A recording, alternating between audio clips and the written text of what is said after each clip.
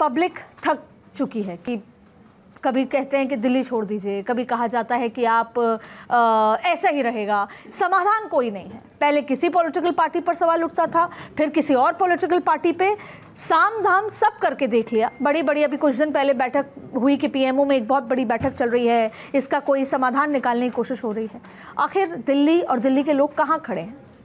इसका कोई राजनीतिक विश्लेषण या राजनीतिक हल तो नहीं है। मैं आपसे थोड़ा सा चाहूंगी कि तेज बोलेंगे, क्योंकि हम ओपन में अपने न्यूज़ रूम में बैठे हैं। लेकिन इसमें हमको इसकी जड़ पे जाना होगा कि समस्या कहाँ से आ रही है।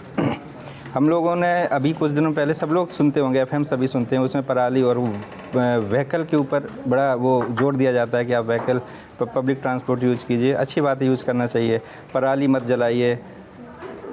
इस पे भी मैं बताऊंगा, इसमें दो चीज़ें हैं। लेकिन सबसे बड़ा जो मुख्य मुद्दा है, पराली से भी बड़ा, जो उससे 16 गुना ज़्यादा पोल्यूशन करता है, उस पर कोई बात नहीं करता।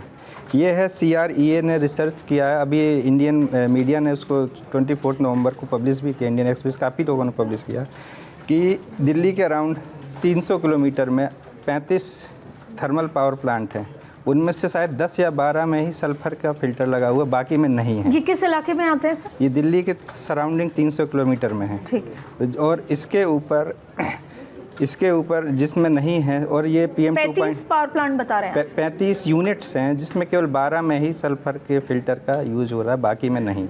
और जो ये डेटा है, ये मैं अपने नहीं कह रहा हूँ, ये प्रॉपर उसका रिसर्च का, और ये पराली से 16 गुना ज़्यादा नुकसानदेह है, और दिल्ली के प्रदूषण के लिए 60% जिम्मेदार है।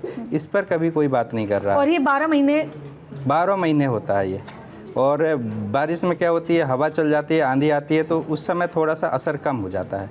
अगर वायु गुणवत्ता पे जाए तो हमें अराउंड 50 के आसपास AQI में जो बेस्ट है वो माना जाता है, या 100 से नीचे। लेकिन दिल्ली में शायद कितने दिन होंगे, गिनती के होंगे, जब वायु गुणवत्ता 100 के नीचे आती है, वो भी अगस्त या सितंबर में। तो मुख्य रीज़न ये है, 60% रीज़न ये है। 40% में पराली आपकी कितने दिन जलेगी? 15 दिन, 20 दिन। उसके लिए जिम्मेदार कौन है? उसके लिए हम जिम्मेदार किसान को कह सकते हैं, लेकिन उस मक्के की बेल्ट में धान को उगाने के लिए पुश किसने किया? सरकारी योजनाओं ने। तो सरकारी योजनाएं फिर से बदल के उनको फिर से ट्रेडिशनल क्रॉप पे ला सकती हैं, traditional crop with modern techniques. तो जो 30% है उससे कम हो सकता है। 10% तो हम लोग पब्लिक ट्रांसपोर्ट यूज़ करें, उसके लिए सब काम कर ही रहे हैं।